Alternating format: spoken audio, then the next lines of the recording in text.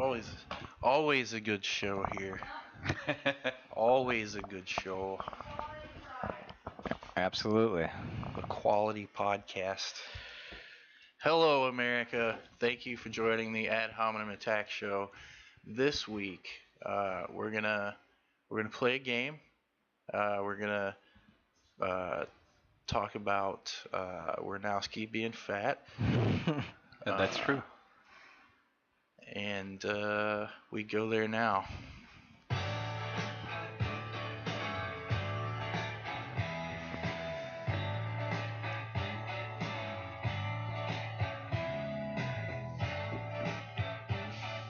I've never heard this song. You don't like a little Warren Zevon?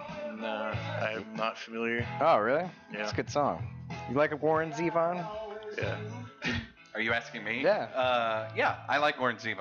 I enjoyed his relationship with David Letterman. Yeah. It was one of the more like kind of sweet things that David Letterman actually did.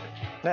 I think the last appearance that he was on, you can cut the music now. So I'm just letting the listeners know that we can talk over the music now. Ooh, new technology. And we're back. Does it make you feel big and bad like Rush Limbaugh, like you're coming out of some great rock and roll? On the EIB network, Yeah. Rush Limbaugh. I can't wait till that fat pig fucking dies. I'm gonna have a fucking party when he I'll tell does. you Ryan's what, already at it. A new feature for the podcast. I will learn how to hit the post. I like how he always he'll say something stupid and then purposely pause and then pretend like there's another guy in the room. Snurdly. Yeah, right.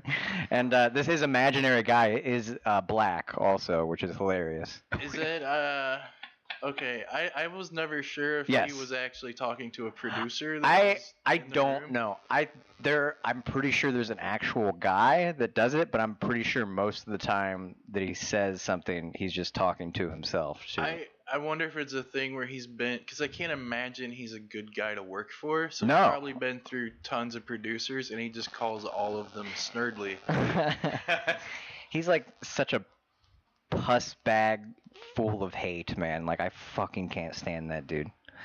Yeah. What if I threw a curveball and was like, I like him? You know what he needs? I'm gonna have a party when he dies. Fucking a bunch of underage Dominican prostitutes. You are? That's what our party's gonna be. Yeah, that's what. Yeah. No, I mean Rush Limbaugh. Didn't that happen? Didn't he get caught? I really do when the moment he dies, let's plan an event. Absolutely. I'm not joking. It's got to be Rush close. Limbaugh. He's not a healthy man. He's probably in his late 60s. You know what we're going to call it? Rush to Hell. And it's going to be great. Yeah. And then we're gonna make a bunch of people pick up cherries with their ass cheeks and then drop it into a vat of beer. So many prescription pain pills. Yeah, everybody's getting 5 oxys apiece. Yeah. Oh yeah. Be great. A golden We're all gonna tell jokes on a golden microphone. How come does Chrissy Hine not have license over her music, or does she just don't? She's just full of shit. Do they play that on the show a lot? I gotta be honest, I do not listen to fucking terrestrial radio. Well, because he used to do the song. I went back to Ohio. Yeah, the song, isn't it? And that's that's about the Pretenders. About Kent State. No, it's about Ohio. Hence the name. Well, what's the song about Kent State? Ohio. That's by a different band. That's Crosby, Stills, Is that Nash not and the one Young. that he played? No, he plays the Pretenders. It's called Back to Ohio. Or no, it's just called Ohio. I don't know. Well, But she's an outspoken vegan and blah blah blah, and she really is just full of shit. If she licensed her music to fucking that Maybe pig she, monster. I don't know. Maybe she doesn't have control over it. She might not. It's one of those things where it's somebody might own the publishing rights that's to true. it. and- Because then he technically works for Clear Channel, who has license to everything. Yeah. It's Yeah. funny story. My grandmother got convicted in court of a traffic misdemeanor by I think his father or grandfather. Rush Limbaugh? Yeah. Oh, really? They're big. He's from Cape Girardeau, Missouri. The Limbaugh family Uh-huh. is. And that was it was weird because my grandmother was a big union cashier and and so like growing up, it was just like, Reagan's a son of a bitch. That's all I heard around the dinner table. And the only, like, she hated Rush Limbaugh, but it was like every time somebody brought up Rush Limbaugh, it was always the story about the traffic ticket and how his dad or grandfather, whoever it was a son of a bitch. And everybody was a son of a bitch in the eyes of my grandma, or a horse's ass. It was one of the two. I mean, both are accurate in the case of the Limbaugh family. Right. That's true. Yeah, fuck that. Do you like our little intro that we've been doing now recently where it goes, "Hello, America," like Glenn Beck? We've done that the whole show. Yeah, I know. Always done that. But there it is. Yes, this is the... Yeah. Live from the Excellence in Broadcasting Network, with one hand tied behind his brain. Well, it's like Patton Oswalt has that bit about like, how did we let conservative radio steal rock and roll? He's like, because it's like they come out and it's like the fucking White Stripes or something, and then you go over to NPR and it's like flutes and it's like it's very weird that we allowed that sort of boomer generation of conservative radio people sort of co-opt rock music. Yeah, we played the Muse song that Glenn Beck was not allowed to use anymore last week. Yeah. And it sounds just like the Doctor Who theme song. Oh, I see. I don't know anything about Doctor Who either, because there's fucking dweeb boy showing his roots as he does every week. It's one of those things that I can't.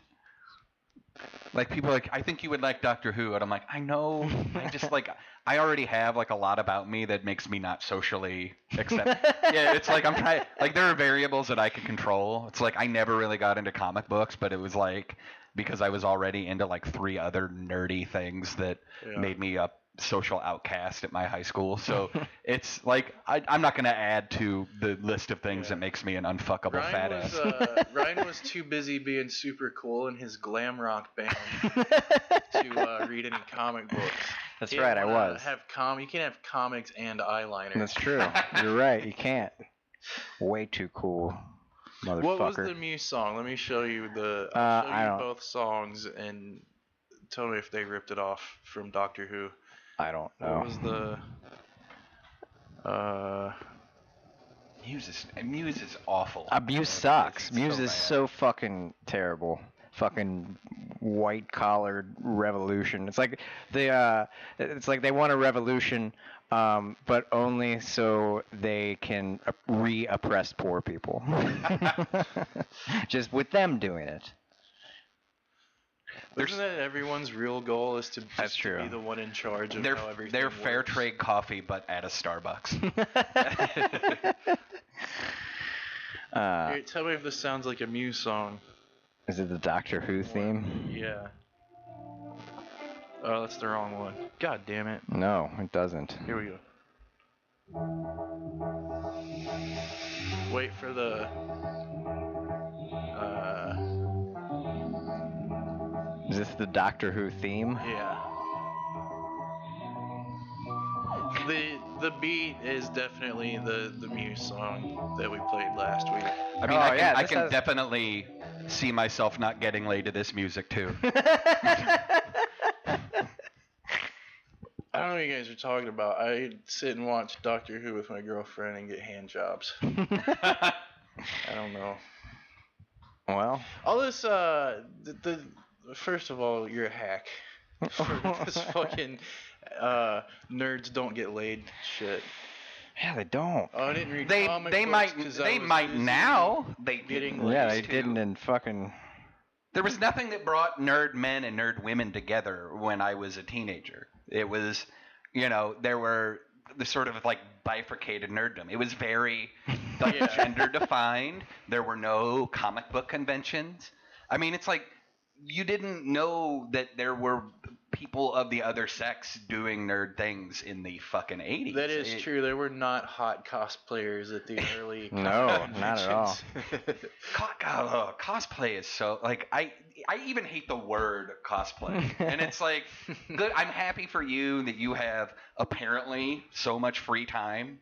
And you crafted your own fucking right, and enough creativity to copy somebody else's great idea. I've known people in this world, and and the more obscure the character is, the cooler the cosplay is. Especially if it's a really obscure character that it's really accurate. Like those are like the coolest people at the thing, except for the Deadpool guys. The guys that dress up as Deadpool, if they have some weird twist on it where they wear like Batman underoos on the outside of it, like kids' underwear. What? Like there's always some weird twist you have to put on your Deadpool costume. What if I showed up as I'm dressed right now, and then I can say that I'm super a faggot? I feel like you would be asked to leave the convention. They would see your Travis Bickle haircut and be like, "This guy's a problem." No, I could just say, "Oh no, you see who my character is? I'm the best boy from the movie Dune, the top grip." Very obscure.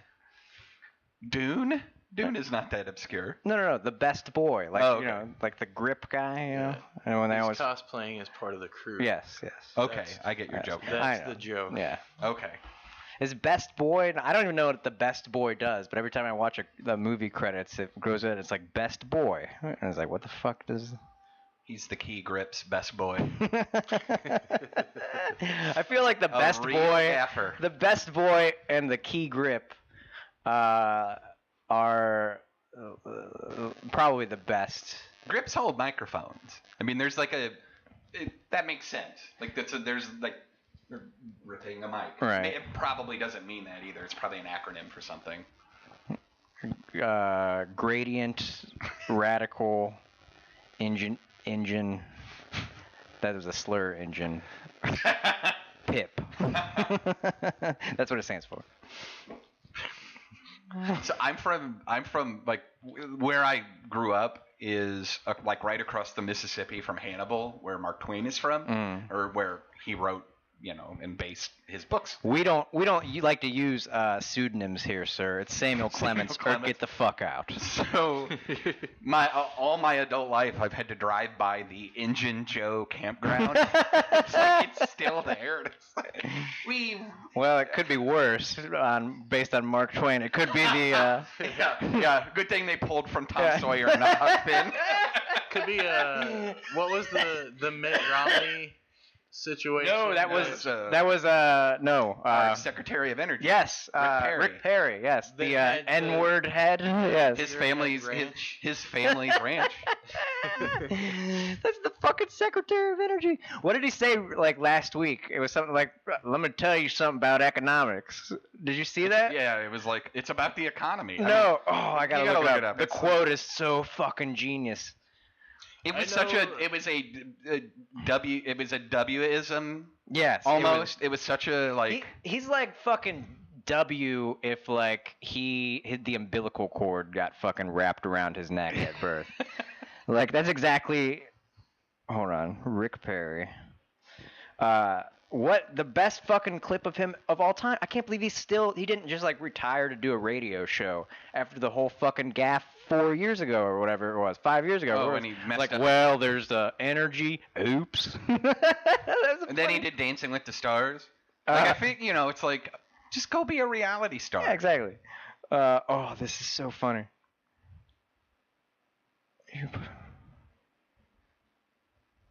Okay, here it is. Now here's a little economics lesson for you. Supply and demand, Perry said, according to Taylor something or other of Standard & Poor's.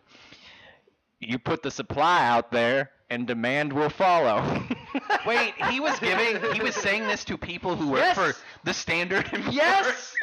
Yes. You're gonna explain a concept of economics that I learned in the 3rd grade to the people at Standard & Poor's. Oh, dude, and that guy's in charge of the nuclear fucking arsenal. He's literally in control of the fucking big one. It's a fucking reality it's a simulation. There's no way that these fucking dumb motherfuckers have fucked their way upward. I can't get over it. I mean, there's stupid people in the world, but like, not this fucking stupid. Like, how do they do their taxes? They don't. Well, yeah, that's true, I guess. I mean, like, how do they manage like a bank account? Like, how are they that fucking? The way that they have people for most of that. You get they've got their Jew lawyer and accountant, and that section of society and everything. You have to be a fucking idiot to want to be part of that. Like, you have to be a real piece of shit to grow up thinking like, I want to be in the Senate. Like, what fucking kid? That's way worse than the Doctor Who kid. I agree. No, I agree with that. One of the weird things about this country is that we equate like success and intelligence with being financially successful, which the majority of wealth in this country is inherited. And and most people I know who have a ton of money sort of just like accidentally fell into it. I know 2 hot sauce millionaires. They are dumber than shit. And it's... Hey, you try to combine vinegar with some finely aged... That's what bothers me, is that I'll have somebody in my family, which is, primarily conservative, point to people like them and say, well, if he's so dumb, how come he has all this money? And it's like... Because he took hot sauce, which is something that he did. It's not like he invented hot sauce. Yeah. You know what I mean? He took an idea that existed and did something different with it. Yeah, Have you seen how many hot sauce exists in the world? It blows my mind that so many people become rich just from hot sauce. I should know 0 people who have made millions of dollars off of hot sauce. That's true. It's so stupid. And then I'm supposed to respect them because it's like I don't believe that, but that's how we get to where we're at. If you look at the people who are in power now, these are people who project an image of success through wealth. I forget whatever fashion mogul said it during the election that Donald Trump is a poor person's idea of a rich person. It's totally true. Yeah. Most rich people are not attention hogs. Like most of the I come from a part of the country where there's a lot of like wealthy people and people you wouldn't necessarily think have hundreds of millions of dollars, like dudes walking around dressed like me in fucking blue jeans and t-shirts. But it exists, and you wouldn't know it because most people with money don't go around like flashing their money in the air. They don't. Most people don't want people to know. You don't want people to know you have money. Yeah. People that earned it, fairly. Well, yeah, you'll find like a big difference between somebody like Mark Cuban or Warren Buffett, people who are self-made, like people who have really actually worked their way up, and that's why they maintain their sort of sympathies for poor America.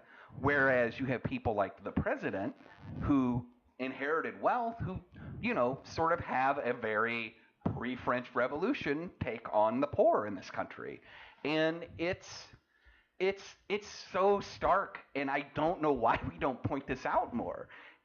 You can always tell a rich person who came up hard and somebody who has respect for the poor in this country, and the difference is so well defined. It's inherited wealth is so gross, and like I thought about this a long time ago as an idea for like a movie or a TV show, where it's like if you inherit a vast sum of money in this country, you should have to live like a poor person in this country for 1 year.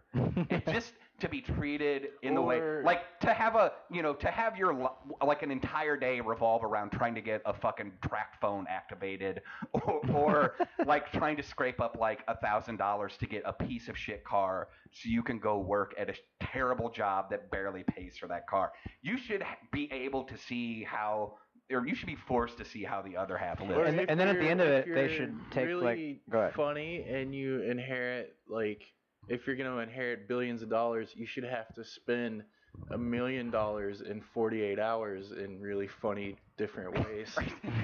Did we just launch the plot of Brewster's Millions?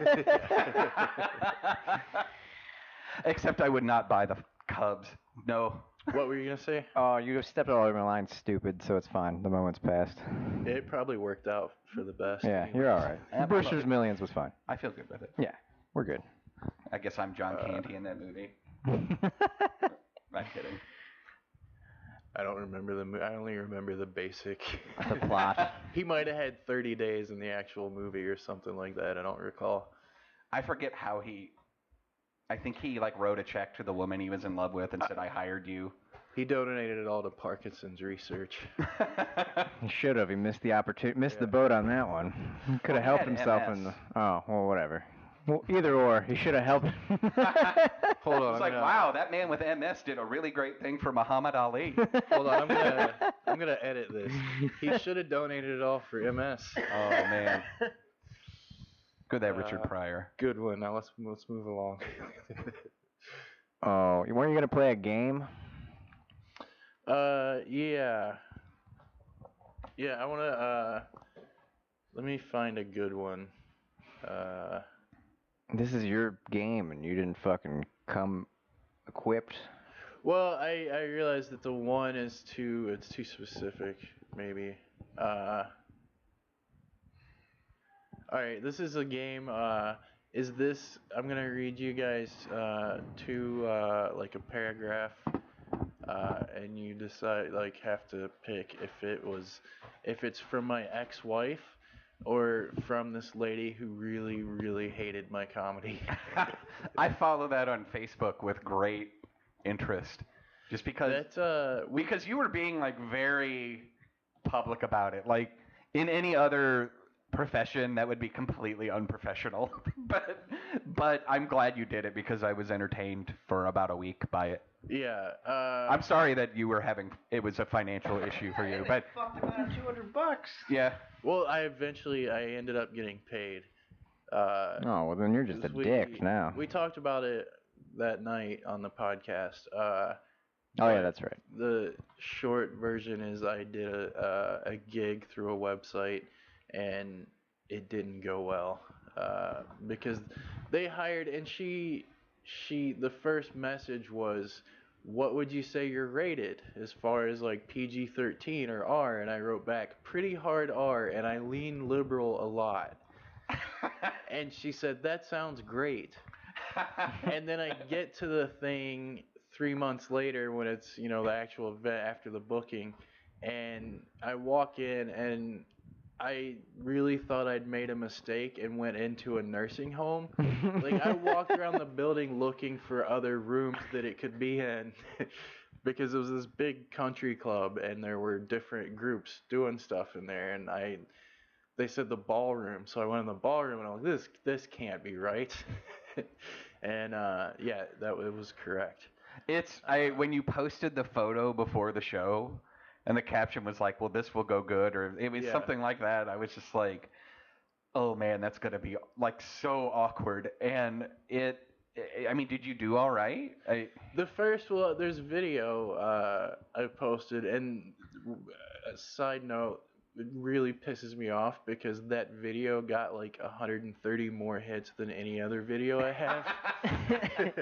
And it just was titled Stand Up Bombing. Nobody likes to watch you succeed. No. Nobody likes to watch you succeed. We're a country that loves watching people fail. No, absolutely. But it's like, I don't know. It's hard for me to watch stuff like that. I can't watch, like when people are bombing, I have a hard time watching that. Yeah. I can't watch a cappella singing for some reason. Like it's just for some reason. I don't know if it's the vulnerability of it, but it's like anytime I see like danger in that, I'm just like, I'm out. So you're telling me you're not a fan of children's Grammy Award-winning group Rockapella? No. It makes me so. It's mostly like, like when they would have people audition on American Idol. Yeah. And they would just stand up there and poorly sing pop songs, and we ridiculed them. I hated that. And it was like, a couple of people got some fucking Push off of that. They were terrible. What was the William Hung? William Hung. But yeah, I got to be on Arrested Development. I don't even have that. I don't have that comedy credit. They should have humiliated him. I'm sure it's a fake name, but they should have humiliated him even more and just called him William Massive Dick because he's Asian and This is an old, but that he should have named his album Like a Horse. Did you used to tell that joke on stage? No, this is before I was ever on stage, but I would tell it to everybody that would listen. That's a good joke. When he was popular. All right, so here's the first one. These might be pretty obvious just because of the different situations.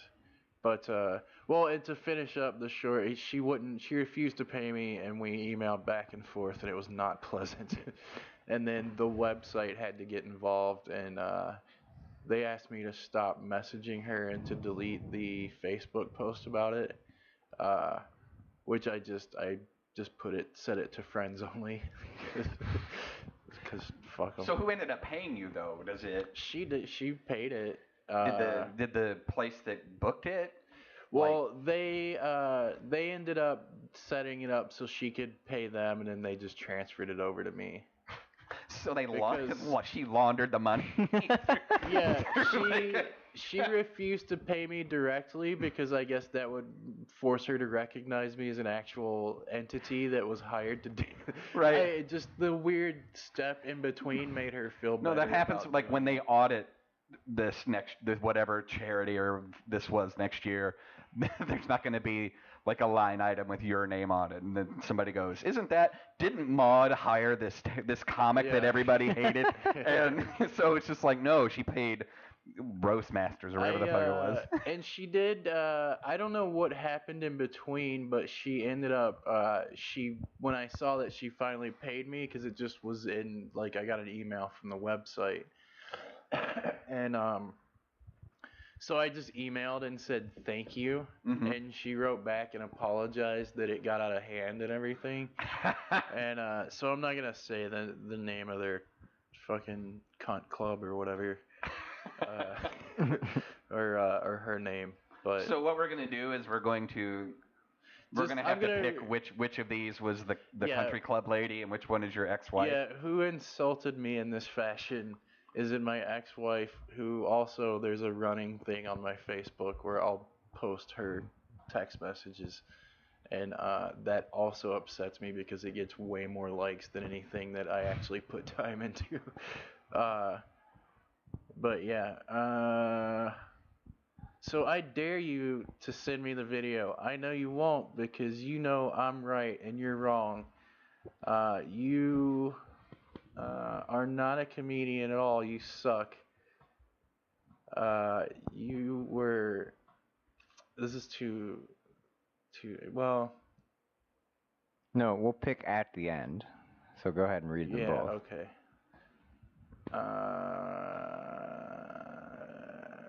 God damn it. There was a really good. Oh, here we go. You won't send me the lawyer's number. I know you can't afford a lawyer because you're a drug addict, just like I thought. So I dare you to send me that. Not for a drug addict. This is not working the way I thought. I'm trying to hide shit that would give it away. Okay, you could stop and then read something from the other sample that you were. I think we've heard enough. It's written like somebody that its English is a second language. It's well, that's the way I was reading it too, to be fair. Well, that's true. You are a mumbly mouth fucking cunt.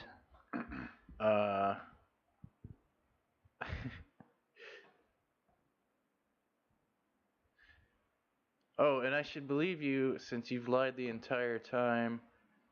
What? God damn it.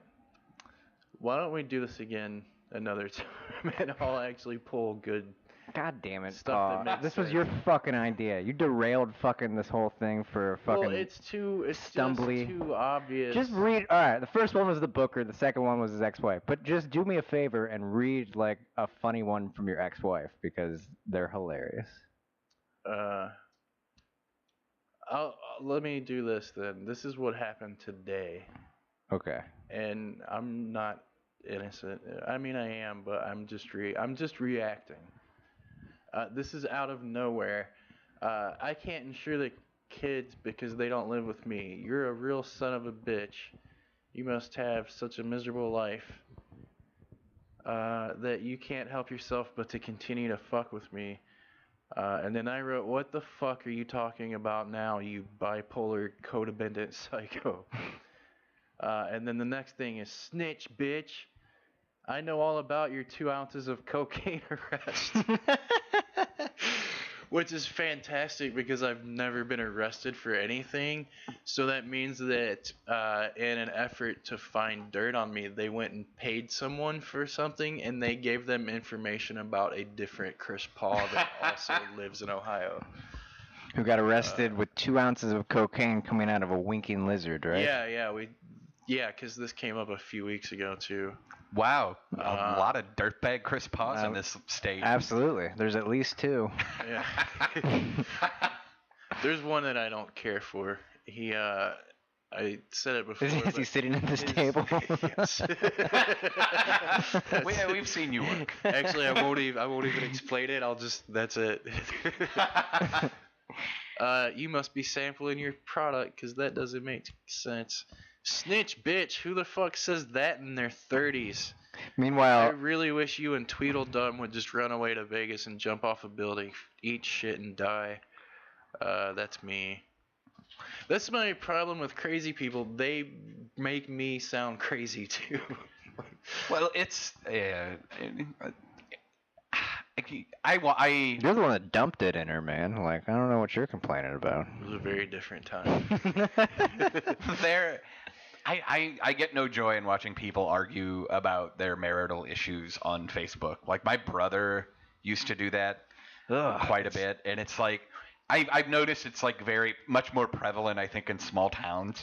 Yeah, I just don't. Why do you want to put your personal information out there, like your goings-ons? You know what I mean? Like, we know people that like fucking like post shit all the time on like a public forum, and then they get mad. And it's like, well, thank you for snitching on to my family. It's like, you're the one that's fucking saying this every day, and somewhere that people can access it and read it. Like, what are you fucking talking about? For the record, the stuff that I post from this or that I'll talk about is just no, it's funny because and you're like a good dad and the whole of the iceberg. It's way crazier than I've explained to anybody. It's just I like the snitch bitch stuff too. That's great. Snitch bitch. Well, the idea there, I guess, is that I snitched her out to the Medicaid to the federal government. Yeah. Which I currently owe the IRS $14,000 because she snitched me out for claiming the kids before they lived with me. So. Oh, well. So this is. I mean, that's true. You are kind of a snitch then. So I honestly thought I could at the time. So what I'm gathering from this is that the split was not amicable. And to boot, it a hunch, but and to boot, it was finalized in 2008. Oh my God. So why? It's how old are you? 36. I'm 2 years older than you, and all this does is just makes me really happy that I've never had kids with somebody. Like, I've knock on wood. Because it's like, you're a good dad, and I think, from what I know about you, I think you are doing great by your kids. But this, having like an ex with children, I watched that show Divorce on HBO. Yeah, I listened to Sarah Jessica Parker on Marin, I think, talk about just how, like, when it comes to divorce, you have to be adults for it to go well. That would be nice.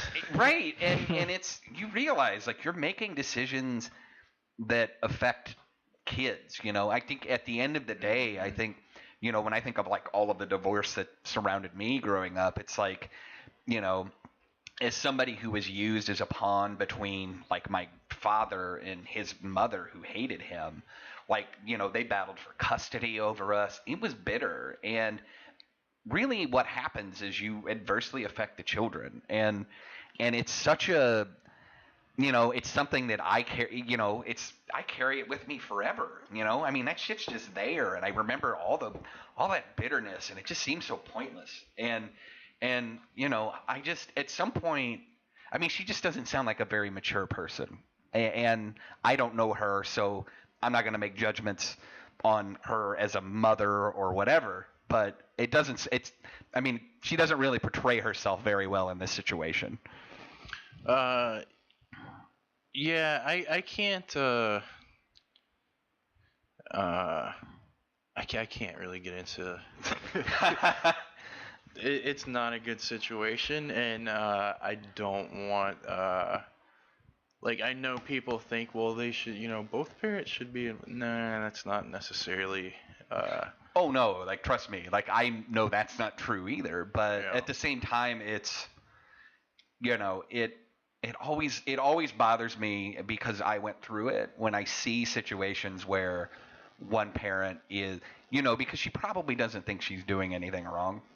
And right, and I see you holding your tongue here, but it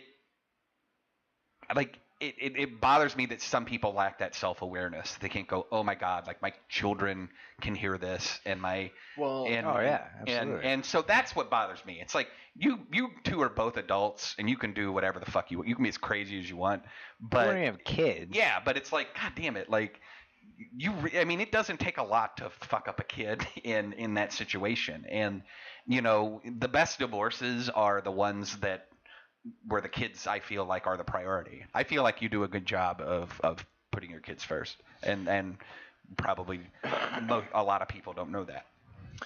Yeah, I don't think they do because of comments that I get when people find out I have kids, and they make and it's usually, it's always like, you. Yeah, it's usually like jokey, but there's always I still feel as much as we run a roast battle and everything else. I never take anything personally except for that shit, because I've put so much into not being a piece of shit. You get the same reaction Tim Cornette gets when he tells people he's a vegetarian. Like, oh yeah, right, buddy. Yeah. Well, and I think it's because especially when I started, I talked about a lot of drug stuff, but it's all past tense. Like, a lot of the shit that is the crazier stuff that I talk about is all I'm talking about when I was 18, 19, 20. Yeah. This is almost 20 years ago now. Well, yeah, when you're in comedy, like nobody knows your age. Like, people assume I'm way younger than I am sometimes. Yeah. And so it's like, oh no, like, I'm talking about stuff that happened like 20 years ago. Yeah. Like, this is not like, I get it. Like, so you went through phases, is what you said. No, I had a horrible teenager year. There was where I grew up in Georgia was like there was nothing to do but meth. Yeah, it was just like that was just the like every path here leads to meth. And I had probably too much freedom. And did whatever. These flag burners have too much freedom. We like, I grew up in a similar like where the governor of Illinois once came to the Walgreens in my hometown to give a speech because apparently the Walgreens in my hometown was the largest seller of Sudafed in America. Yeah. Maybe people had allergies there, okay? Yeah, the ragweed a lot and of cats and corn pollen. No, and I have, I mean, I have a lot of family who went through all of that, is still going through that. I mean, I have like a very distant like relative through marriage who was pardoned by Obama for being in jail for trafficking like federal levels of methamphetamine, and a guy that works for my uncle just got federally indicted for trafficking a lot of meth. And I had a two step siblings I mean, it was everywhere, and it's like the amount of people I know who are dead, who died from meth and drugs is astounding. Like the part of northeast Missouri and like west central Illinois that I'm from was one of the worst places for meth.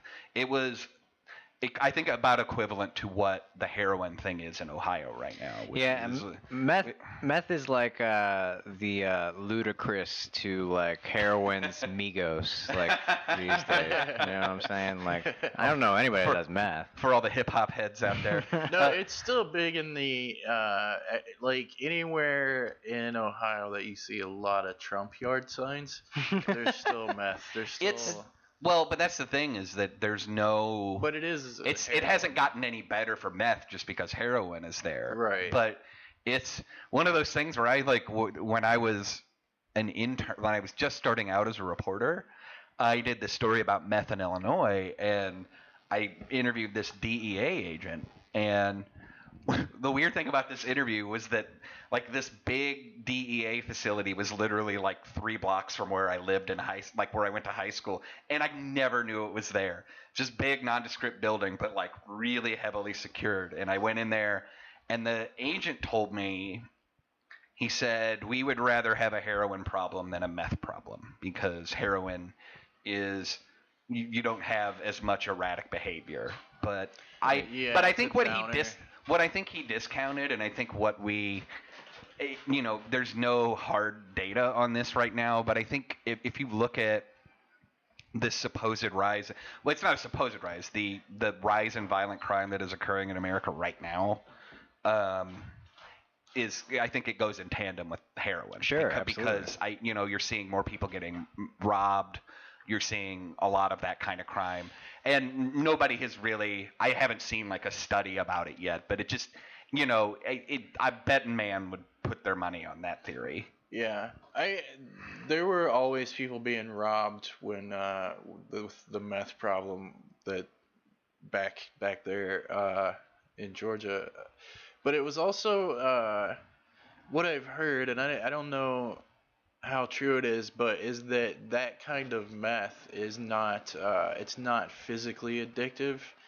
It's like you go off of it, you feel like shit, you want it, but it's mostly in your head. Mm-hmm. And just being used to doing it. It's that kind. It's not the same like junk you get sick, physically ill and sick. When you there are people I know who have done meth that I'm like floored that they have done meth. I'm talking about people in professional settings who like we go out and drink and I find this out and I'm like, wow.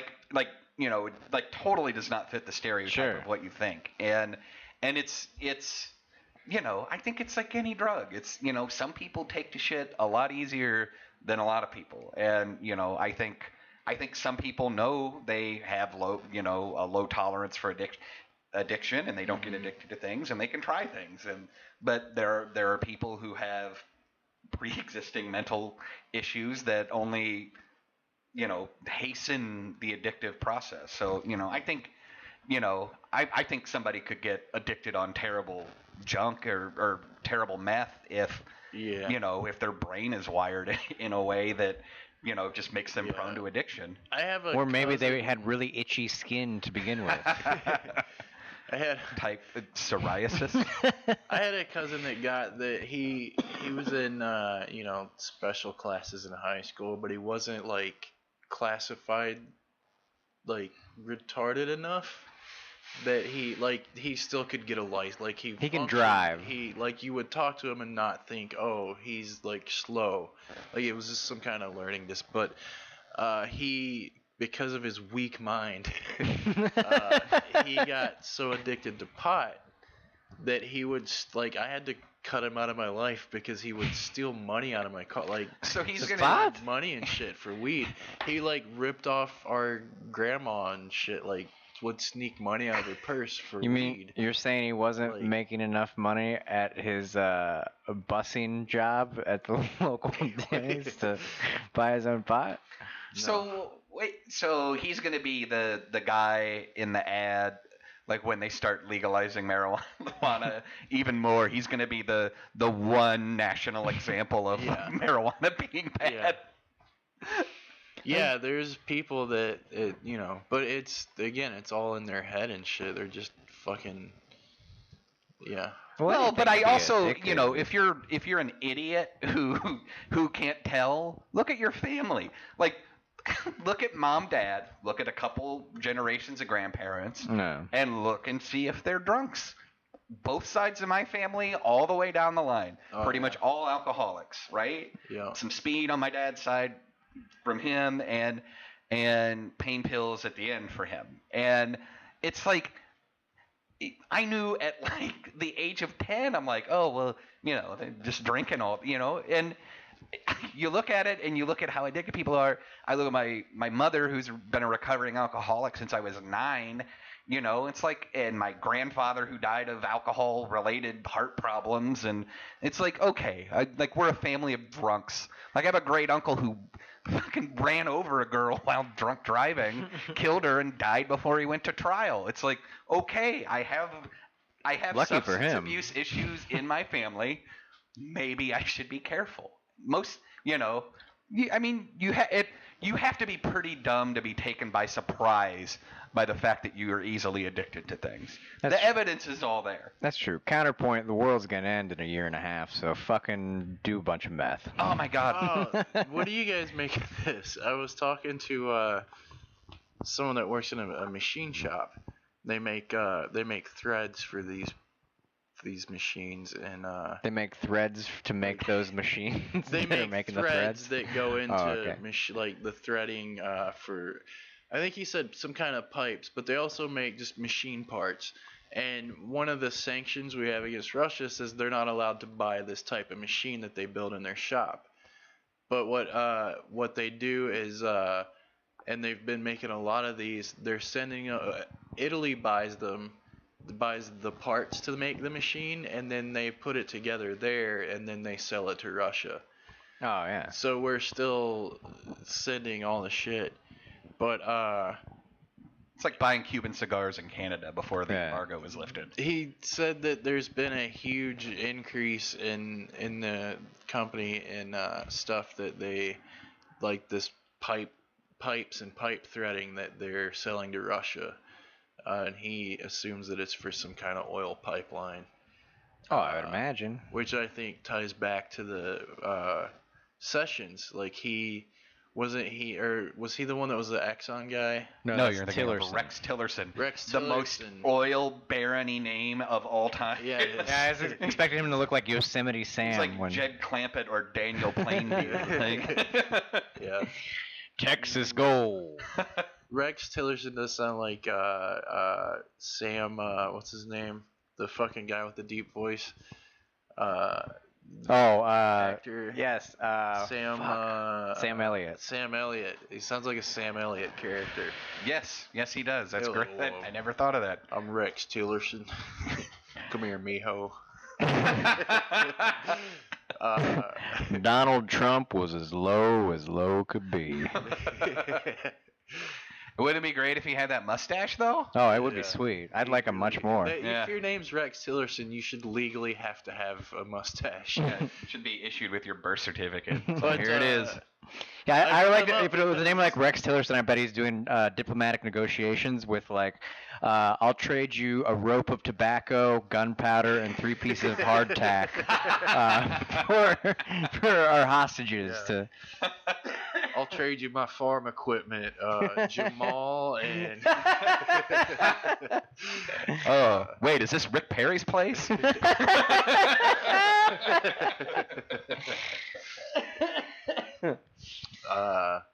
No, yeah, Tillerson, because he was that was a part of the Russia thing.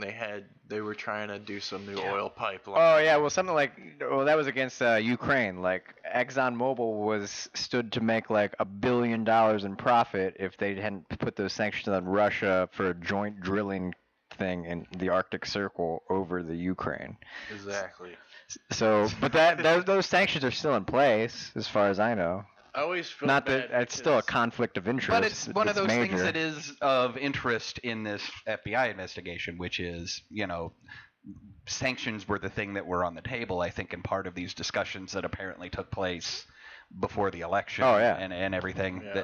So, I think all of that will become germane as a part of this investigation that we still only know a little bit about. Whether Trump got He's going to be peed president on for or not, life. that would be... were made. That will be fuck Kim Kardashian the day that we see fucking Donald Trump with his golden shower. Oh my God, that will break the internet. That would be the best fucking thing of all time. You think that will be the thing that gets him to delete his Twitter account? Yes, A nice it's the only thing that can. bonus would be if Hulk Hogan's in there fucking Melania. Oh, I feel like a pig, Melania. And insulting the Italians that sell him those pipes. What news site will go down this time? Really. Fucking CNN probably. Yeah. They got stunnered or they got it's beat up. It's such a cliche to say. That's hilarious. I find that's fucking funny. For anybody but the President of the United States. That's why it's so funny. Is it? Yes, that's hilarious. He's fucking body slamming a fucking Vince McMahon with a CNN logo on his head. He's the president. Showing. I know. He's the president of the United States. That's the funniest goddamn thing that's ever happened ever. I think. I mean, he's a fucking doddering old man with fucking... It's just so embarrassing. Which is hysterical. That's So exactly what this country is made up of, man. He's the best of us. He's the best of us. He's crystalline. He's crystalline American citizen that's free-based into the fucking mouth of an American pie George Washington who has a 6-foot cheeseburger dick. Who invited William S. Burroughs? By the way, we're here with Kris Wernowsky. Do we not introduce? No, What? Oh, no. Said, hello, America? Right into it. That's right. Yes. Oh, my goodness. We were 45 minutes in and we didn't introduce our guest. It's Comedian Kris It's on the Wernowsky. description. I know. It's there. It'll It's be tagged in the thing. yeah. So 400 people will. No, I'm kidding. I don't know. I can't. I'm naive in the sense that I want to have a legitimate democracy. It's never been that. No. And it's and I'm well up with the person who voted for Trump when they sing fucking Lee Greenwood at the 4th of July. I'm just like, well, maybe America isn't that bad. But it's, why did you say it like a Hanna-Barbera character then? I don't know. That was supposed to be me crying. I don't do a lot of act-outs. What's the Panther guy? Oh, Snagglepuss? Snagglepuss. Yes. Whoa, that's how Chris imagines his internal monologue. Yes. Whoa, what should I do with this computer article? A Paul Lynde-esque. it's a Murgatroyd. Totally original Pink Panther, who is also really fluent in stage direction. I bet he said "strike the set" when he was cleaning his house. But I don't know. The thing that it made me think about is how we perceive the citizens of other countries that have crazy leaders, because we have a tendency to assume that the populace loves them and backs them. But when you look at a country like Iran, where there is a thread of Western liberalism that quite runs a through bit it, actually, and when you look at it because we're now the country that has to go, look, this guy does not represent the intellectual and the scientific and the educated and all of this. So now we're in that position, and we kind of were under Bush. I think part of what Obama's appeal was, and I'm not, I don't want to seem like a Obama apologist, super liberal idiot, but I think part of what he did was he sort of re-legitimized America after the Bush thing. Sure. Because, it was, I mean, in hindsight, he was, harmless in comparison to what we're experiencing now. But, I mean, there was there was his reputation of being kind of a buffoon. And so, and then here you have this, constitutional law professor, community organizer, somebody who was a very bright person. I mean, he objectively was a smart guy. Yeah, I mean, you could say whatever criticism you have about him, which is probably legitimate. He did a lot of things that I don't, as somebody who, who backed him. There was a lot that he did that bothered me, and I feel like your mini wedding party is probably not a good fucking view on Obama. Right, imagine. and so I mean, there's a lot, but I feel like there is a capacity among liberals, almost in a self-defeating way, to at least self-defeat, to at least criticize the people that they put in there, and in this, I mean, I've never seen this sort of like slavish devotion to a president by so many people who, during the Obama administration, hated the government. These people hated the government. Yeah. The government was going to round us up and put us into FEMA camps. Think of like, I did this. Telling it like it is. I wrote an essay of just like conspiracy theories about Obama, and I turned it into like a narrative story, and it's insane. But then you have this where there's so much hard evidence. And yet you can't – I mean, we were talking about this before the show. I always believe that it's important to be able to maintain your skepticism for the politicians that you put your name behind, the people that you vote for. And in this one, there's the people who he represents, they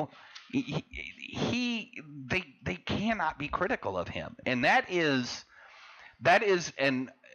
something that happens in autocratic societies, in oppressive regimes, where you have this sort of like violent defense of a strong leader. And is it true that they believe that Kim Jong-un doesn't shit? I don't know. Is that something? Yeah, that might have came. He doesn't. He just has a bag. From the interview. Maybe they're not lying. Yeah, just his asshole is sewn shut because of Crohn's. Is it? No, I just made that up. Wow, I'm a terrible journalist. If I'm that. Oh wow. What if he had to spend $1 million for a shit? Yeah, he should donate it to Crohn's disease. His everybody makes fun of his haircut. I think he has a nice haircut. What's wrong with his haircut? Yeah, I like it. Sharp, looking sharp in his olive green fatigues. It's worth noting here that by being at this podcast, I gave up the opportunity to meet Dennis Rodman for free at a bar in Cleveland. Did you know about this? I did, yes. It's such a great segue from North Korea. I so wanted to go to that thing. Yeah, I forgot about it until today, and I was like, I saw like Mary, there's a comic here. You can say her name. Give her a plug. She hosted this thing, and Dennis Rodman made like an appearance at a bar, and there was no admission. Yeah, I don't know what he's doing as an appearance. Like, I don't know, what is he gonna do? Well, that last trip he took to North Korea right before Otto sent that dude, back, who died because they had tortured him to death, and he went into a coma. That trip was financed by like some online weed delivery company. Oh, really? Like, if you look at the pictures of him on that trip, he's wearing like the shirt. That's awesome. Like like he's like a step away from like hawking like nutrition supplements, or like I feel so bad for Dennis Rodman that I wanted to go and see that shit show. Oh, I'm sure it's terrible. I hope she comes out tonight because I really want to hear the story about. Has reality always been this fucking weird, or is it just like? I think the internet magnifies it, because if you think about things like the alt-right, those things always existed. Yeah. We've always known those people, and we've always sort of just dismissed them. But the internet brought them all together and gave them a large unified voice that could scream down anything. And so it's I think the internet, for all of the good things it did, it really did unite a lot of ugly things about this country. Social media is the worst. Absolutely. go away tomorrow, and there would not be any detriment to society. Except It's for just- my followers wanting my sweet content. Hey, Yeah, right? It's like how much content can we produce for these companies? hey, fire up those turbines on the content plant, baby. For nothing. And I say this as somebody who's like, my business benefits from Facebook. We have a partnership with Facebook, but Facebook dropped the ball in the election, you know? I mean, and it's a tricky balance because, you know, you're a private company, so you have a right to police what people say. I mean, that's why, you know, when we get shit for shutting down comments on stories where I work, it's people go, "Oh, free speech," and it's like, you don't have a right to come onto a privately owned website. Yeah. Like, we get to control that. And, you know, if you could have a common sense discussion that didn't involve, you know, calling people Nazis and worse sometimes, you know, then you could come here and you could enjoy this conversation. Facebook, you know, it's such a weird position because as somebody who works in the news, you don't want them getting into the position of telling you as a news agency what you can and can't publish. But at the same time, they allowed a lot of fake, misleading news. And, you know, and if you, I mean, we can argue about, you know, how great the impact was on the election with that stuff. It had some impact. Sure. It influenced some people. It allowed Bernie supporters to just, like, totally check out on Clinton, and But I don't think that happened as much as people want to think. There were a lot of vast majority of But people again, that voted it's- for Bernie Sanders in the primaries voted for Hillary But Clinton. the problem but the perception is magnified because it's so easy to put a spotlight on 5 people who believe something, and then it becomes a huge news story. I agree, but here's where I'm sorry. go ahead. Here's where I'm torn on that whole thing, right? Because all of that is true, and yes, I'm sure it did affect something one way or the other. But in saying that, it like takes the onus off of the fucking Democratic Party for doing literally every single thing that they possibly could have done wrong. Say what you will about the impact. Listen, at the end of the day, Hillary Clinton still got, what was it? 2 million more votes. 2 million more votes than Bernie Sanders, right? No, then Bernie. Or you're talking I'm about talking Sanders. about the primary. I don't know about Sanders. It was a significant amount more than what he did, but it was true that like it was basically the policy of the Democratic Party and Democratic Party bigwigs that it was her turn to run.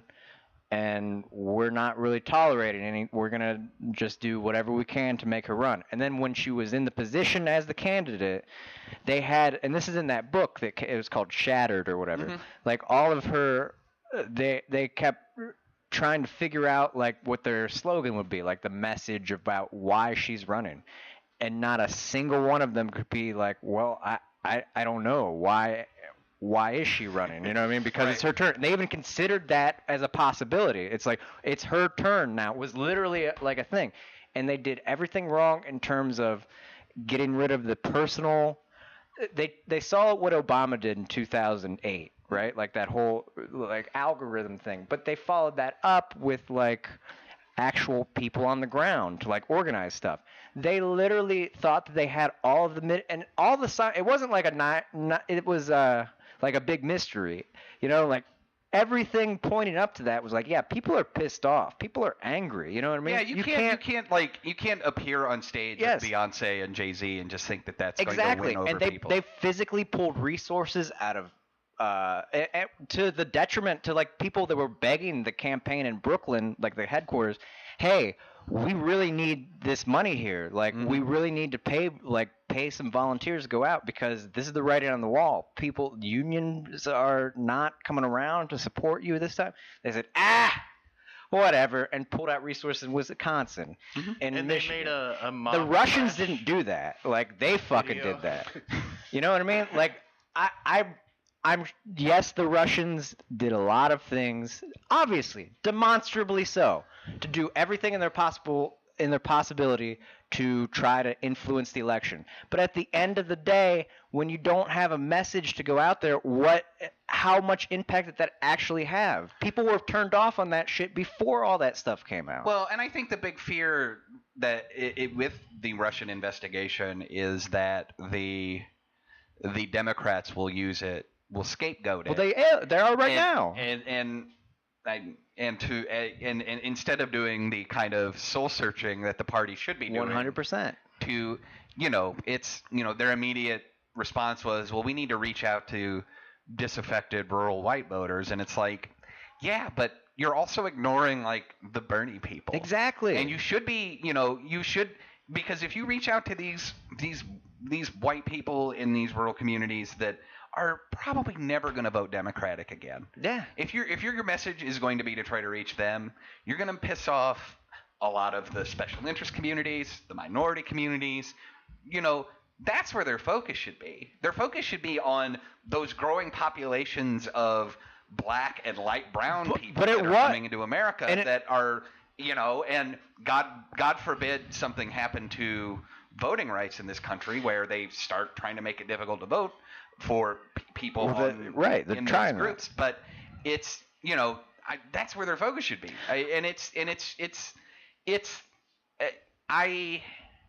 There was in hindsight, there's so many missteps, but just saying, well, it was Russia is the worst. Exactly, but they're already doing that. They already.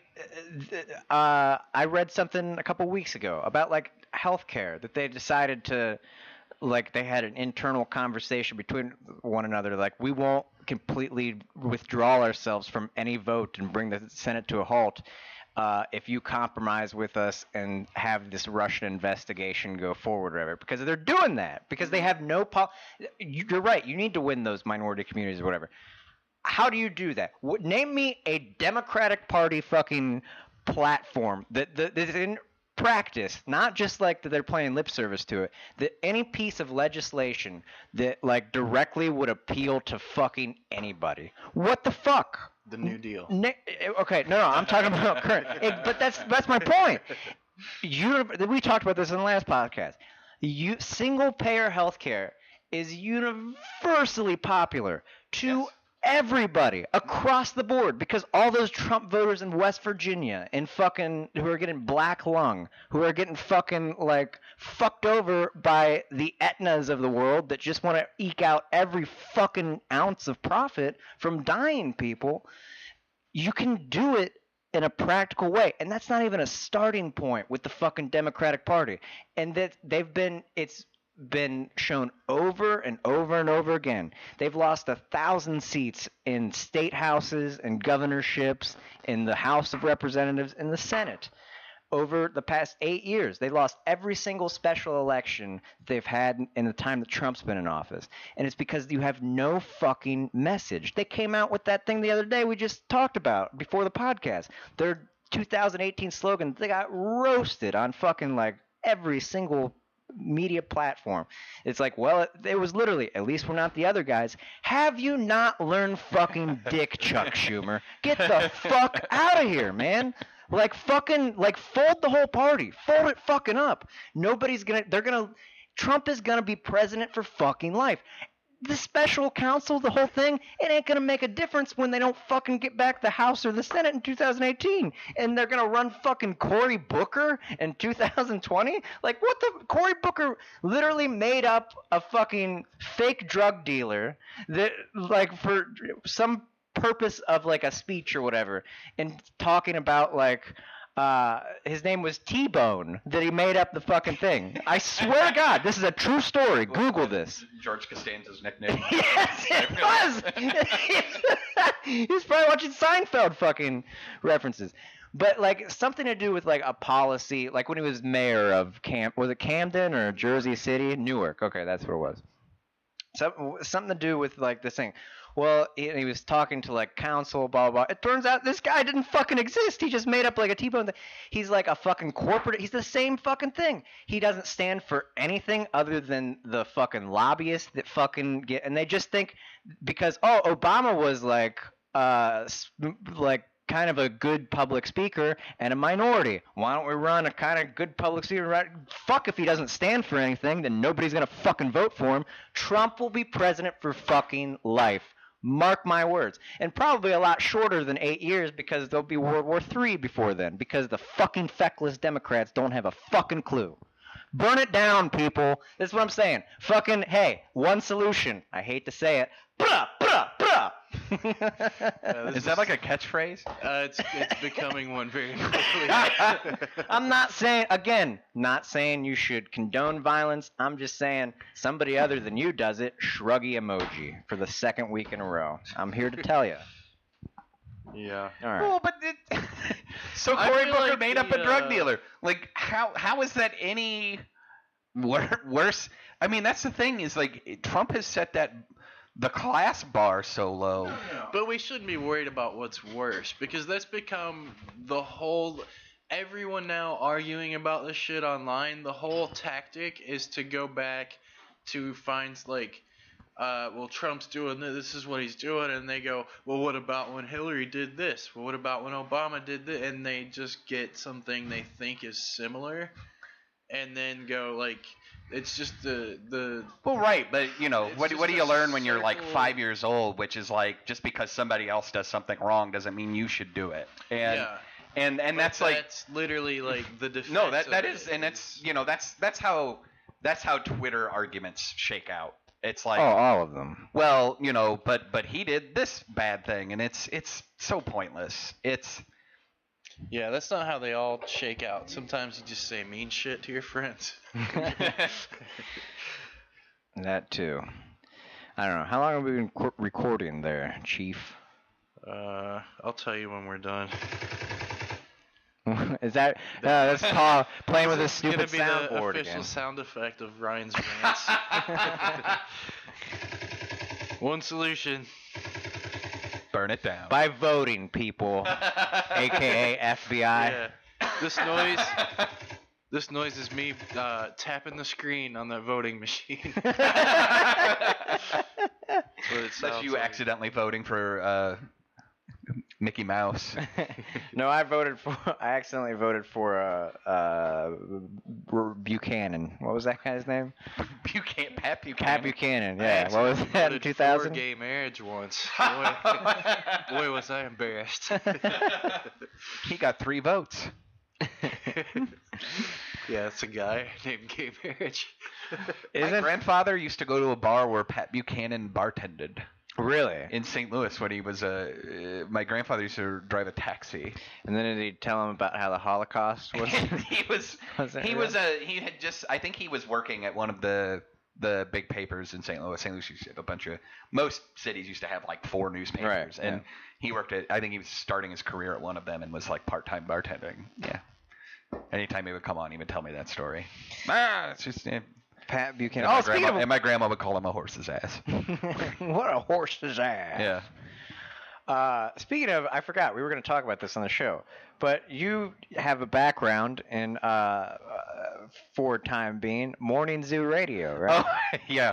Yeah, before the show, you were talking about, is it Opie? Or Opie which Anthony, one? yeah. Anthony had already ruined his life, right? Yeah. Okay.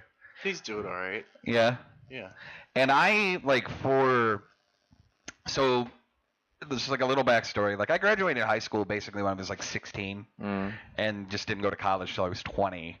And in between there, I worked at my cousin's restaurant and I took this intern gig on a morning zoo style radio show where I would get up at like 3 o'clock in the morning. The station was like in the middle of nowhere. And so I would drive out, like a half an hour from my house. I'd drive out there and I would go through the newspaper and I would write like fake news stories and then I would help. You started it. And I would help. Yeah, I was the fake news guy.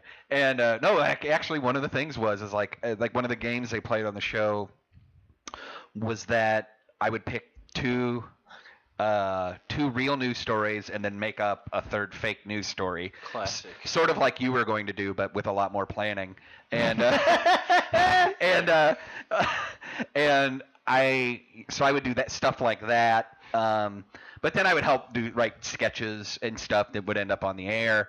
And one of the things I ended up doing was there was a guy, his name was Jim the Photographer. He was like he was like one of those dudes who was like a wedding photographer, a DJ, a karaoke guy, like music trivia. Like he was like that guy that just basically had like all those every job you could possibly do with the sound equipment that he had. Sure, yeah. You know, and he ended up becoming like a character on the show where they would like strap him to the hood of a car and run him through a car wash and with a name like the photographer, he was custom made. And he and he was a bit of a pervert and but a sweet man.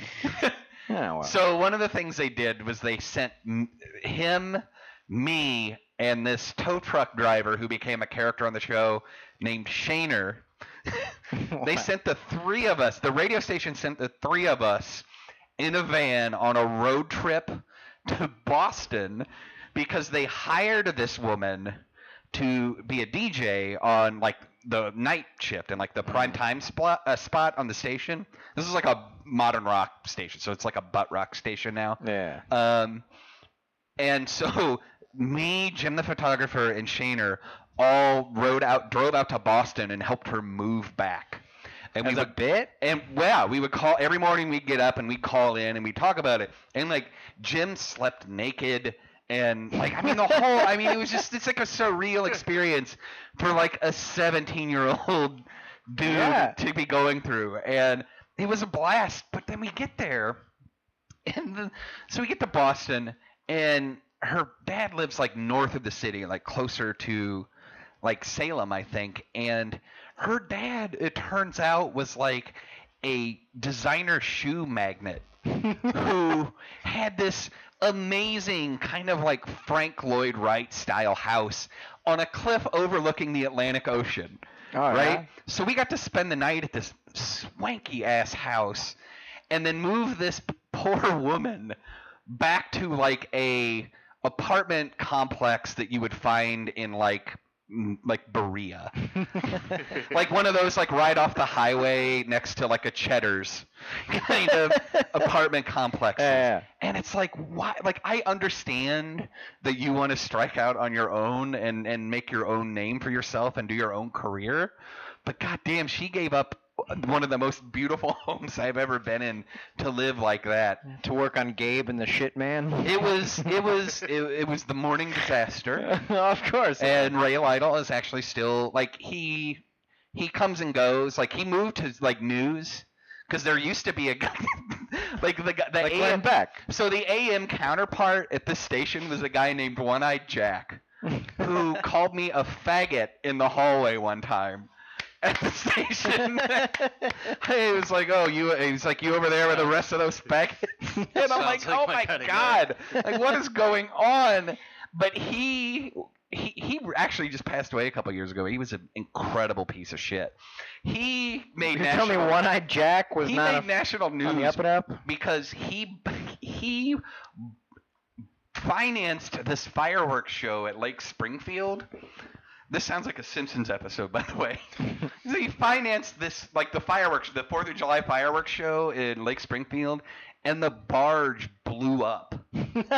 Like all the fireworks, like blew up in a thing. So there were lawsuits. I mean, it was people get killed. I can't remember. I know a lot of people were hurt. I knew people who were on that fucking thing. Like it was a big deal, and it was. I mean, he was in trouble for a while.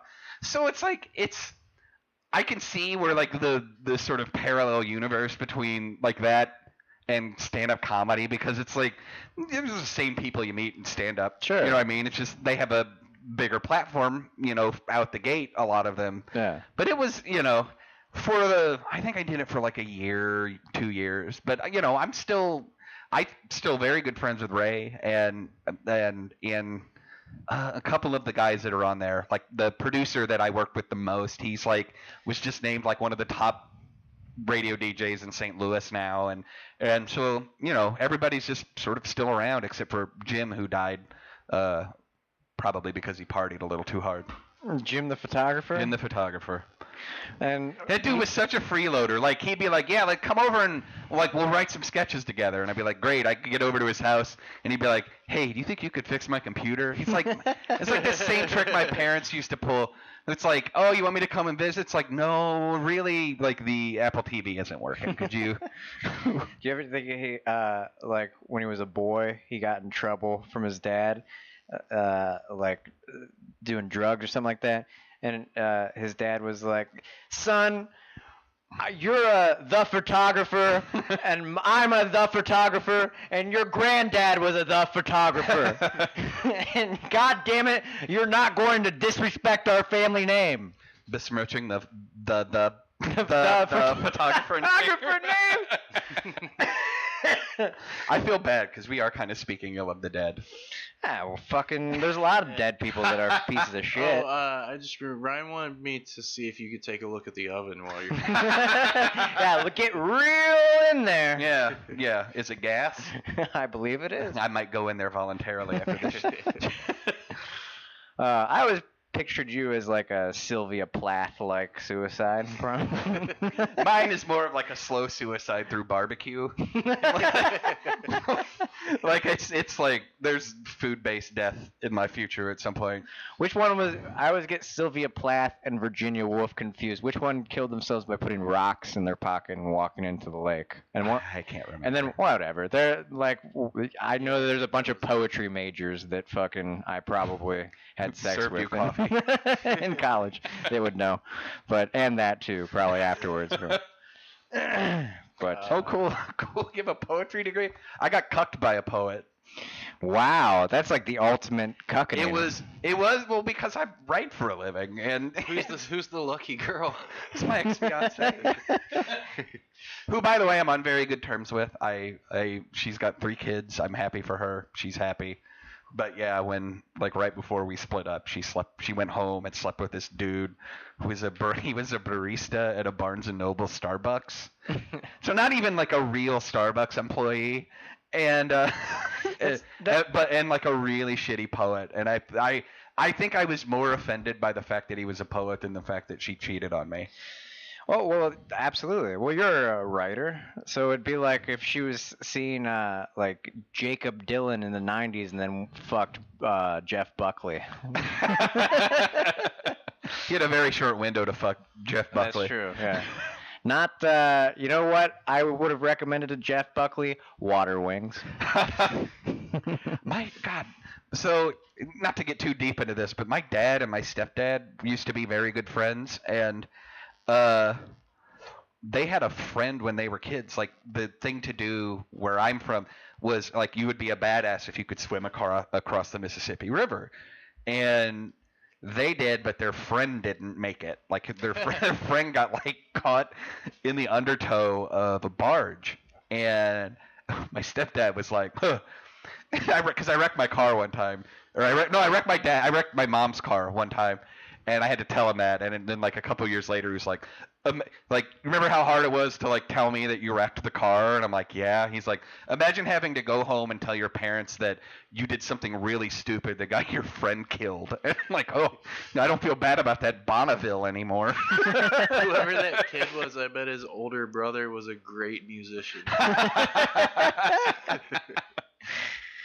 Oh man! Can I try to redeem the bit earlier and just read you guys the review that she left? Yes, just as long as you're upfront with it, because it's all funny if you would have fucking read it before you tried to do it live, you fucking dummy. Jesus. Oh, you guys don't have an intern that runs through? Actually, it's a little bit of a fly-by-night operation down here. Okay, this is the review she left on the website that the Gig Masters. His vulgar emails were disgusting. He insulted people, and 0.5 is too good for him. I tried to pay him with a check, and he refused because he wanted more money and cash. Definitely the worst comedian ever. He says because he was too. She was right on that. I mean, like you can't fault her for like even a broken clock. You know what I'm saying? He says because he was too dirty. Please. These ladies have heard lots of comedians, and not only was he not dirty, but Milton not Berle. funny.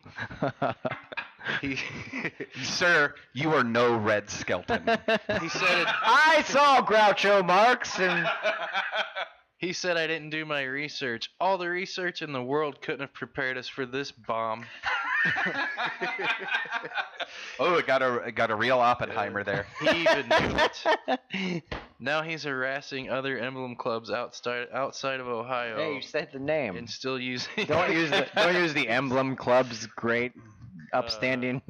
So that's it. And then she gave me 0.5s on every. Well, at least she fucking gave you something for showing up. Yeah. Hey, gotta applaud him for Is it coming one of out. those things where it was impossible to give you a 0? Yeah. That's the thing they tell you. It's like if you're upset with your service at a restaurant, don't leave no tip. Leave like a very low tip. Yeah. Because like that sends a message more than Even if I 0. have bad service, I never leave unless like somebody like fucking gets into a verbal argument with me. I'll fucking leave 20% every time. Just because, listen, man, like, you don't know what fucking, people are assholes to fucking servers and shit like that. You don't have any clue what, you know what I mean? Or somebody's new, you shouldn't fucking, you know what, at the end of the day, I'm still going to get my fucking patty melt, you know? I wasn't ever really bad about this, because I was raised somewhat with manners, but being in comedy has made me respect like wait waitresses, staff, wait staff absolutely. like 1,000 times more because I never had to be a waiter. I always worked in the kitchen because nobody wants me around their food.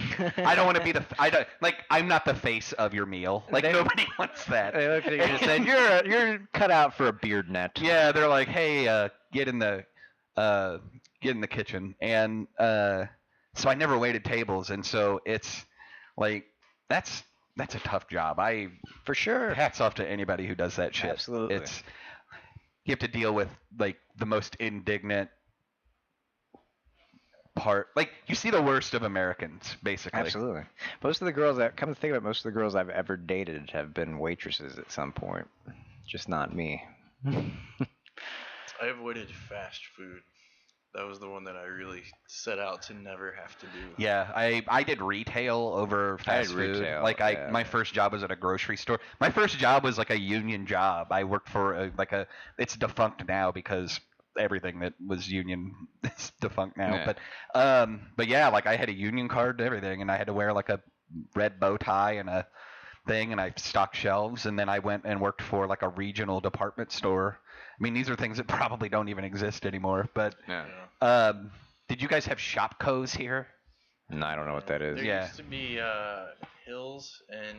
Yeah, I remember. We had Hills. My grandfather had a big Bubba mug that was a Hills thing that he drank iced tea out of all the time. I think Hills was Golden K or something before.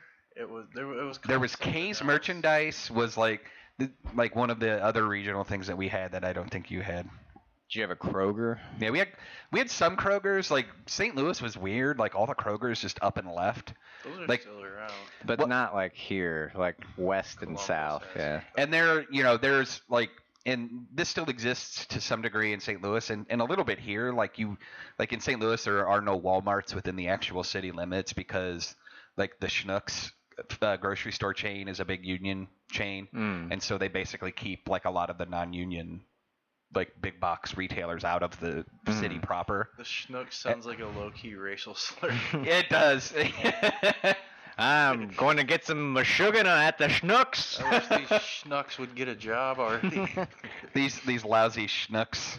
Yeah. You know. Sparkling Wiggles. Was that the video?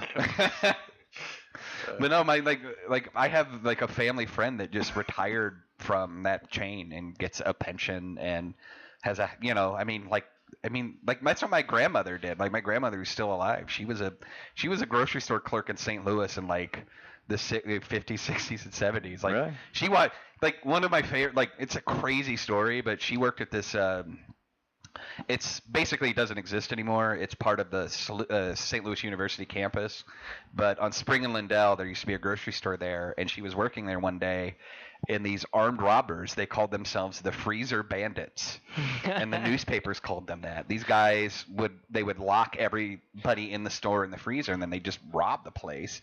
My grandmother was there, and they shot her manager, like the store manager, was standing right next to her, and they blew him away with a shotgun, and he died. How lucrative is it to fucking rob grocery stores? I mean, there's a lot of money, and I mean, there's safes. You'd be surprised. I mean, a lot of these stores have Western Unions, and I mean, there's a ton of cash. I mean, there was a case we had recently where they were saying that one ATM that was stolen. I don't know if you noticed the rash of like these smash and grab ATM robberies in here. Great fucking idea, by the way. I do not condone this as the. No, I'm just saying objectively, like if you were a fucking criminal, like. Well, here's the thing that I found out about this, and we were never able to get a ATM company to confirm this on the record, but a lot of the store owners told us that they don't get to pick where the ATM goes in the store, that the ATM company dictates that. Oh, no shit. So if you think about it, what sucks about this for a lot of these small convenience store owners in these blighted communities, they do an almost total cash business. So they have to have ATMs. Every time somebody does that to them, their insurance, they become harder and harder to insure. So a lot of times they just shut down. But one of some of these guys got federally indicted, I think, and it said in the indictment that like one of the ATMs had like $100,000 in it. So Jesus Christ. I mean, these things are grocery stores. There's a lot of money that goes in and out of those places. We got to figure out how to pull that off while we're also on stage. So you have a hot alibi? Yeah, look up here, people. But that is the thing, though. It's like, so one of these robberies requires two stolen vehicles. So why two? What? Because they smash one into the thing, and then they have one that they offload it into. Because when you ram it through the wall of a store, you might fuck it up and not. You don't want to be a sitting duck. So then they have a van waiting. They throw it in the van.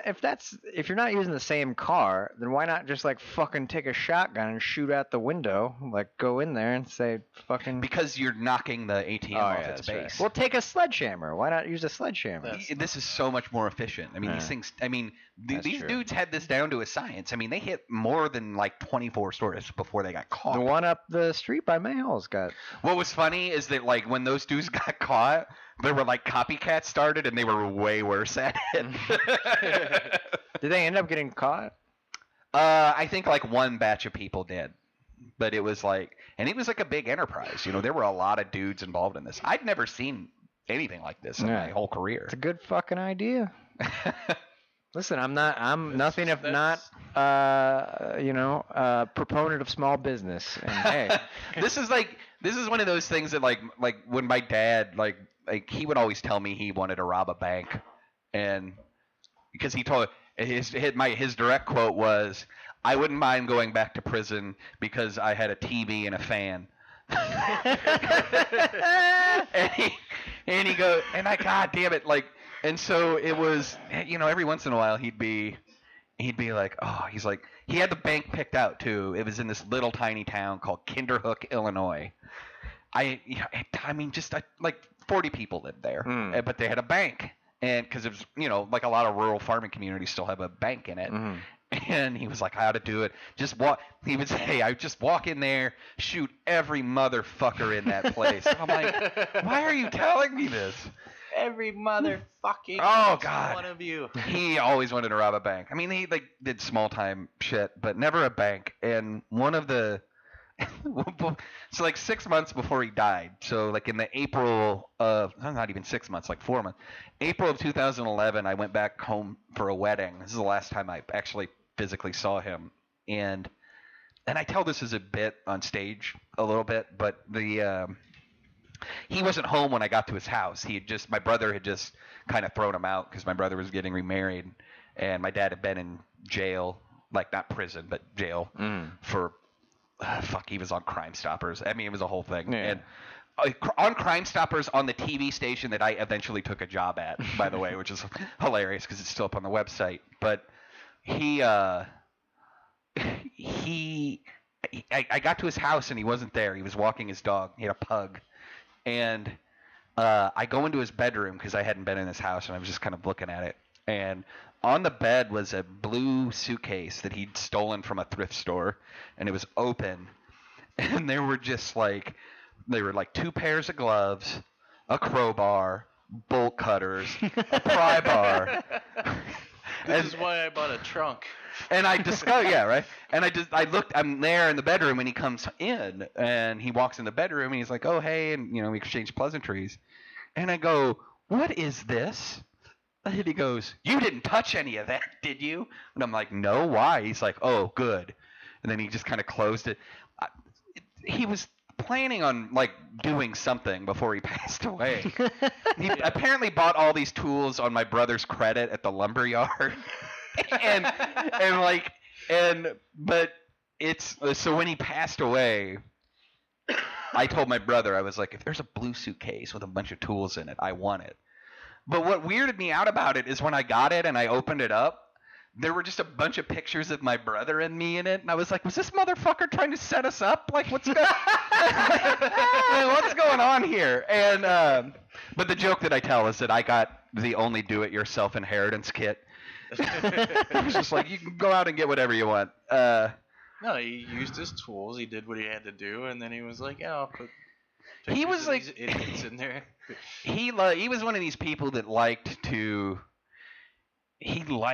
fuck with people. If life was too quiet and normal, he would just fuck it up. And so the one of the things that sort of led to him getting arrested was he got thrown out of this apartment, and he took a bunch of deer meat and put it in all of the heating vents. And then when he left, he just cranked the heat up. I've heard of people doing this. And he just he ruined the fucking apartment. And then this is really weird. So my great grandmother knew this old pervert named Elmer. Now keep in mind, I did not know Elmer used to come over to my great grandma's, and my grandma would be like, "Oh, come hang out with Elmer," and I'd go and sit on Elmer's lap, and Elmer would laugh and give me $1 or whatever. Turns out he was a pedophile. He was a fucking pedophile, right? So, and I always like, oh, now it makes sense because Elmer moved around a lot, and so. Fast forward when I'm in college and my dad gets out of prison for his multiple DUIs, and he gets an apartment in the same complex as Elmer. Now, my dad told me, and he had a righteous streak through him. He once saw Elmer sitting at the park across the street watching a bunch of little boys play basketball.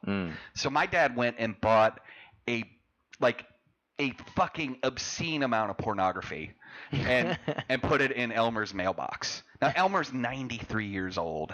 Can bear just a fucking old man. So my dad, takes his chair out to the deck and just sits there all day waiting for Elmer to check his mail. And then Elmer goes out and gets his mail. And he goes, "Stop looking at those kids, you fucking pervert!" I'm pretty sure my dad killed Elmer, through shock. But it was he would do that. He cut down his neighbor's telephone pole with a chainsaw, and then threw a box of took 3 boxes of nails in the driveway for when the cops showed up. Your dad was a smart fella, it seems. The cops in his hometown, in the town that we lived in, they were afraid of him. They would not fuck with him. So he could just kind of do what he wanted. And it was, because the mythology of him it was uncomfortable living in a small town with a dad like that, because all my friends' parents knew about him. Yeah. Even when we just moved there, that reputation crossed the river with him. And so it was, nobody ever got to come and hang out at my house. And, I didn't know until, I didn't put it together until I was an adult. It's because this guy's a madman. Yeah. and so I just, there were things that he did, though, that I just think it's that's pretty awesome. We got to wrap up. Okay. And get over to... the shows. We got to get to the show. Yeah. We're doing the roast battles tonight, so look out for that audio sometime in the following week. Kris, what do you get any dates coming up?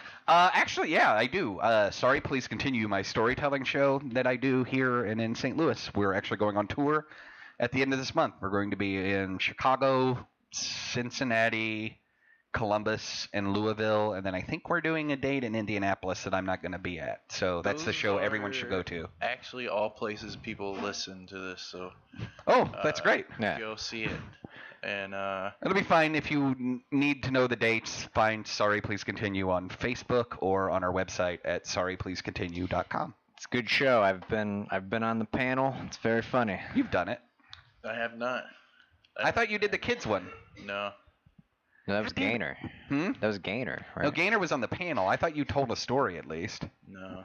Well, I gotta have you on to do a story then. I thought I did. That's why I haven't asked. I'm not good at that. Maybe that's it. Maybe you're just like I don't want to do it. Have him on panel though. He'd be fun. If Yeah. he wasn't a mealy mouth fuck and could talk into the fucking microphone. Well, I'm glad that there's been enough. The faggot word has been thrown around. There's been some mild anti-Semitism. I look forward to getting fired for this. Thank you. I said Niggerhead Ranch earlier. Yeah. It is a matter of public record though that the Secretary of Energy actually has his childhood home I think called it sounds dumb to say. Like everybody's heard that. It's like the Louis C.K. But I really believe that. You sound like a fucking idiot going the inward head ranch. You know what? I'll sound like an idiot. I'll shy away from trying to say that out loud. You know me. PC as can be. Yeah. That's his new. That's a bar from his Wernowsky's new album. The music, man. Did you just assume my gender? At Party All Around, at Cuck Army, email the show at Ad Hominem Attack Show at Gmail. See ya, bitches.